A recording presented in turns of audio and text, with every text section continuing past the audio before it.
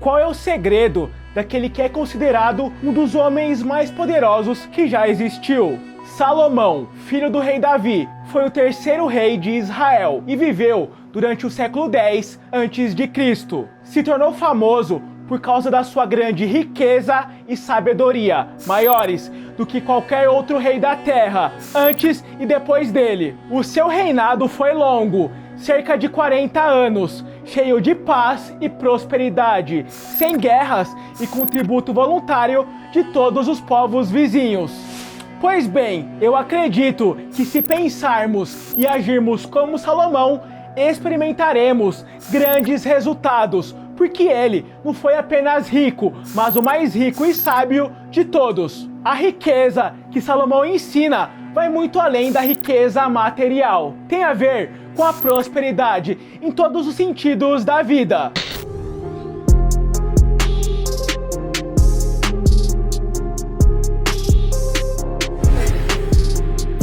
Oi, meu nome é Richard Fernandes e no vídeo de hoje eu falarei sobre os 10 princípios do rei Salomão sobre sabedoria e prosperidade. Na história da humanidade, a palavra sabedoria será sempre associada ao nome Salomão. É impossível desassociar ambos.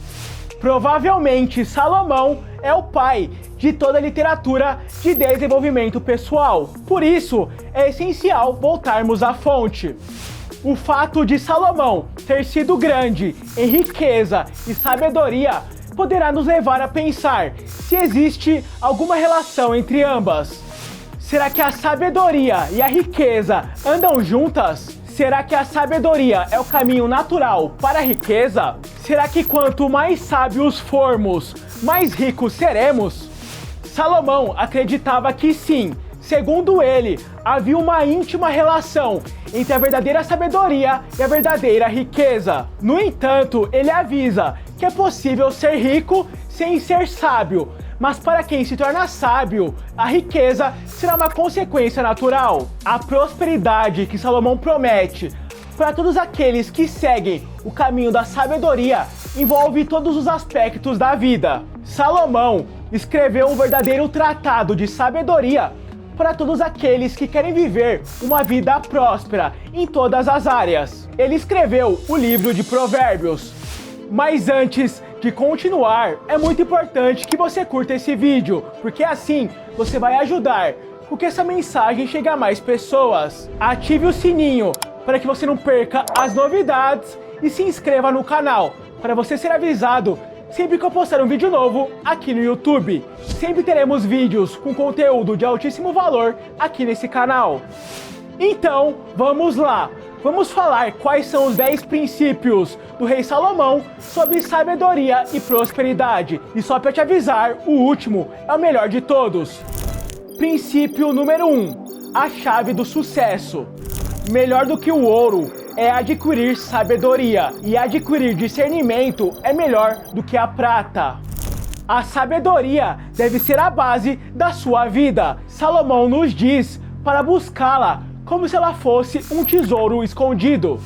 E como você faz para adquirir mais sabedoria? Para adquirir sabedoria, primeiro precisamos saber o que é a sabedoria. A sabedoria não é a inteligência, não é o QI, não é o conhecimento e não é uma afirmação. Antes que você possa ter sabedoria, existem algumas coisas que são necessárias. A sabedoria tem alguns pré-requisitos. E se você não tiver esses pré-requisitos, você não conseguirá ter sabedoria. O primeiro pré-requisito é a ignorância. Parabéns, você nasceu com isso.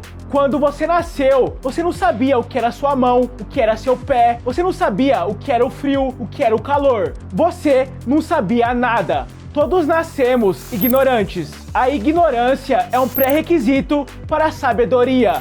A ignorância é a ausência da verdade. Você simplesmente não tem consciência da verdade. Nós temos que evoluir da ignorância para o pré-requisito número 2, que é o conhecimento. Nós resolvemos a ignorância com conhecimento. E o que é o conhecimento? O conhecimento é a acumulação da verdade. Então, o que eu preciso fazer é sair por aí e começar a coletar alguma verdade. Quando você quer aprender uma habilidade nova, você precisa coletar conhecimento, ler livros, fazer cursos, e não há nada nesse mundo que você não possa aprender. Você só precisa ir atrás do conhecimento. Então, o conhecimento é a acumulação da verdade. O pré-requisito número 3 é o entendimento. E o que é o entendimento? O entendimento é a assimilação da verdade. Agora eu compreendo a verdade que eu coletei. Você entende o que significa e você pode ter conhecimento sem ter entendimento. Mas você não pode ter entendimento sem ter conhecimento. Por exemplo, se alguém te ensina a tocar uma música no piano, você terá o conhecimento de como tocar a música no piano, mas você não terá o entendimento de por que cada nota musical funciona. Você não vai saber o sustenido, o bemol, você só vai saber que colocar o dedo em certas teclas vai reproduzir um som. Então, você tem conhecimento, mas não tem entendimento. Isso é um problema que acontece com muitos cristãos hoje. Muitos cristãos sabem o que a Bíblia diz. Eles têm conhecimento da Bíblia, mas não têm nenhum entendimento. E por último, depois de você obter esses 3 pré-requisitos, você pode ter sabedoria. E o que é a sabedoria? A sabedoria é a aplicação da verdade. E o que isso significa? Isso significa que agora você sabe como aplicar o conhecimento e o entendimento que você tem. Princípio número 2. Aprenda com a natureza. Estas 4 coisas são das menores da terra, porém bem providas de sabedoria. As formigas não são um povo forte, todavia no verão preparam a sua comida. Os coelhos são um povo débil e contudo põem a sua casa na rocha. Os gafanhotos não têm rei e contudo todos saem e em bandos se repartem. A aranha se pendura com as mãos e está nos palácios dos reis. Cada um desses 4 animais nos ensina um tipo diferente de sabedoria. E eu vou te explicar a sabedoria que cada um deles nos ensina. Primeiro, vamos falar sobre a formiga. As formigas não são um povo forte, todavia no verão preparam a sua comida. A primeira coisa que aprendemos com a formiga é a sabedoria da contemplação, porque elas sabem se preparar. As formigas se preparam para o futuro. Você nunca verá uma formiga fazendo uma pausa para tomar um café. Você nunca verá uma formiga de férias. E também, você nunca verá uma formiga tirando aquele sono da tarde. As formigas estão sempre se movendo. Elas estão sempre tentando descobrir como fazer as coisas acontecerem. E é engraçado que nós, humanos, diferentemente das formigas, quando começamos a progredir em algo, nós tiramos o pé do acelerador. As formigas não precisam de alguém para motivá-las. Elas são automotivadas. Elas não precisam ouvir um discurso motivacional para fazer algo. As formigas fazem o que deve ser feito, porque a motivação delas vem de dentro e não de fora. As formigas também são autodisciplinadas. E o que isso significa? Isso significa que elas fazem o que deve ser feito, quando deve ser feito e da maneira que deve ser feito. Outra coisa interessante que vemos nas formigas é que elas pensam positivo quando as coisas estão negativas e elas pensam negativo quando as coisas estão positivas. E é engraçado que nós humanos pensamos negativo quando as coisas são negativas e pensamos positivo quando as coisas são positivas. A formiga pensa no verão durante todo o inverno. A formiga está pensando positivo quando as coisas estão negativas. E durante o verão, elas pensam no inverno. Quando as coisas estão indo bem, elas pensam: o inverno está chegando, eu tenho que me preparar. Você deve fazer igual às formigas, pensar positivo quando as coisas são negativas e pensar negativo quando as coisas são positivas. Os coelhos são um povo débil e, contudo, põem a sua casa na rocha. O que aprendemos com os coelhos é a sabedoria da compensação. O rei Salomão está se referindo aos coelhos da montanha que tem em Israel. Eles ficam em montanhas feitas de rocha, e nessas rochas tem buracos, e eles ficam dentro desses buracos. Eles não têm como se proteger dos lobos, então eles possuem a sabedoria da compensação, porque eles sabem se proteger contra coisas que são mais fortes do que eles. Eles não conseguem se proteger contra os lobos, mas eles conseguem entrar no buraco e lá dentro eles estão protegidos contra os lobos. Para aplicar a sabedoria da compensação em nossas vidas, podemos, por exemplo, contratar pessoas que são boas no que somos ruins. Você não deve se cercar com pessoas que são iguais a você, mas sim com pessoas que vão te compensar. Você deve ter por perto pessoas que são fortes quando você é fraco e que são boas no que você é ruim. Os gafanhotos não têm rei e, contudo, todos saem e em bandos se repartem. O que aprendemos com os gafanhotos é a sabedoria da cooperação, porque todos eles participam de tudo. Eles fazem o trabalho em equipe. Juntos, todos nós alcançamos mais. Não existem atletas campeões que foram campeões sozinhos. Sempre tem uma equipe por trás. Tem a pessoa que cuida da comida, a que cuida do treino, a que cuida da roupa. E você tem que aprender como trabalhar em equipe, porque é muito difícil você construir algo grande sozinho, sem ajuda. A aranha se pendura com as mãos e está nos palácios dos reis. Com as aranhas, nós aprendemos a sabedoria da capitalização, porque elas sabem lucrar com o que é dos outros. Uma aranha não pode construir um palácio, mas ela pode viver em um. Elas sabem capitalizar sobre o que outra pessoa fez. Por exemplo, eu não consigo inventar a internet, alguém já fez isso, mas eu posso capitalizar com o fato da internet existir. Eu não preciso aprender a fazer tudo, eu não preciso saber de tudo, mas eu devo saber capitalizar sobre o que outras pessoas fizeram. Princípio número 3: escolher as companhias. Quem anda com os sábios será sábio, mas o companheiro dos tolos sofre aflição. A sabedoria daqueles com quem você anda vai influenciar diretamente em quem você é. Por outro lado, a maldade das pessoas mais próximas de você também influenciará negativamente na sua vida.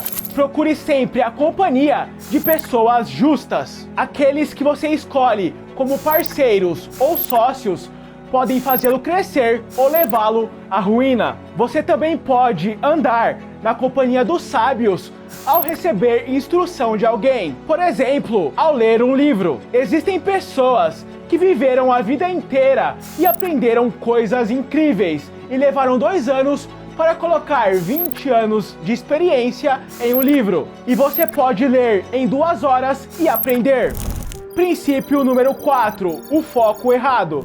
Não te fatigues para enriqueceres, e não apliques nisso a tua sabedoria. Porventura, fixarás os teus olhos naquilo que não é nada, porque certamente criará asas e voará ao céu como a águia.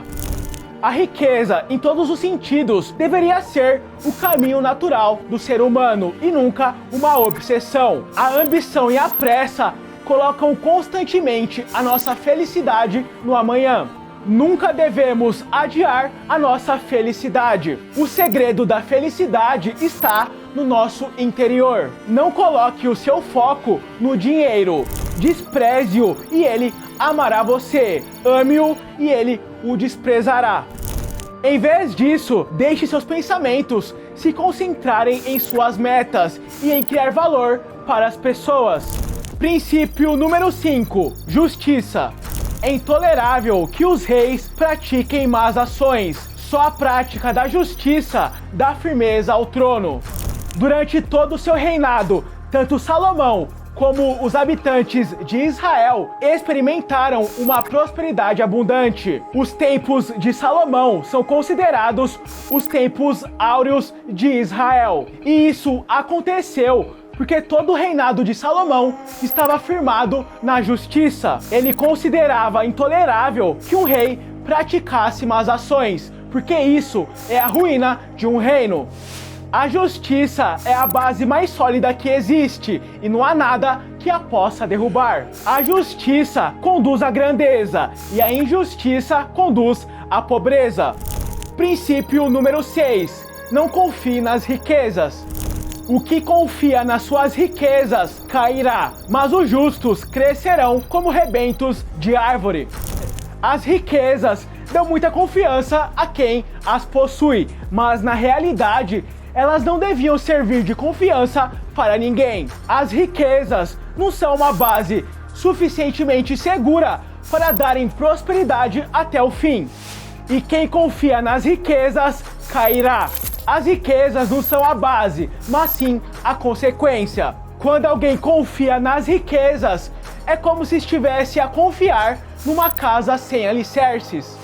Com certeza, essa prosperidade não durará muito tempo. Mas o que acontece quando alguém constrói o seu sucesso baseado na justiça? Essa pessoa estará sempre em crescimento, essa pessoa estará sempre evoluindo. Salomão faz a comparação com uma árvore. As raízes representam a justiça e o crescimento da árvore representa o crescimento da prosperidade. A partir do momento em que se cortarem as raízes, a árvore cairá e os frutos cessarão. Assim também, não importa o quão próspera uma pessoa seja, a partir do momento em que cessar a justiça, também cessarão as riquezas. Princípio número 7. Generosidade. Uns dão generosamente e ficam mais ricos, outros poupam demais e empobrecem. Doar é o caminho natural para receber. Salomão afirma que a generosidade é uma semente da riqueza. Quanto mais alguém doar, mais receberá. E quanto mais receber, mais poderá doar. E quanto mais puder doar, mais também poderá receber. Esse é o ciclo da prosperidade. Você semeia generosidade e colhe riqueza. Princípio número 8. Controle os seus impulsos. Como uma cidade sem defesa nem muralhas, é o homem que não domina os seus impulsos. Quanto mais você dominar a si mesmo, pensamentos, emoções, impulsos, palavras, ações, mais protegido você estará. Se você não se dominar, será dominado. E muitas vezes, você pode ser o seu maior inimigo. Princípio número 9. A excelência profissional. Viste o homem diligente na sua obra, perante rei será posto, não permanecerá entre os de posição inferior. O povo judeu aplica muito bem esse princípio da excelência profissional. Os judeus, independentemente da profissão, sempre trabalham com extrema excelência. Excelência a ponto de se destacar em meio aos outros profissionais da sua área. Não é à toa que grande parte da tecnologia atual é desenvolvida em Israel. Os grandes avanços da medicina atual também acontecem em Israel. Os maiores bancos internacionais são de judeus e os maiores escritórios de advocacia do mundo também são de judeus. O objetivo judaico no trabalho é ser tão habilidoso em algo ao ponto de se tornar o melhor profissional da sua área. O judeu sempre quer ser reconhecido pela excelência no seu trabalho. Princípio número 10. A fonte de tudo. O homem ambicioso provoca contendas. O que confia no Senhor prosperará. Salomão fez de Deus a sua fonte, e enquanto ele agiu assim, Deus o abençoou de todas as formas. E através da sua história de vida, ele nos convida a fazer de Deus a nossa fonte. Esse é o grande segredo para toda a prosperidade verdadeira.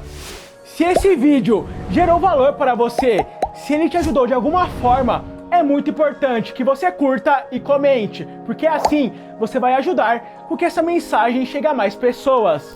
E se você quiser continuar aprendendo comigo, eu vou deixar aqui a recomendação de mais 2 vídeos para você continuar assistindo. Um grande abraço e eu te vejo no próximo vídeo.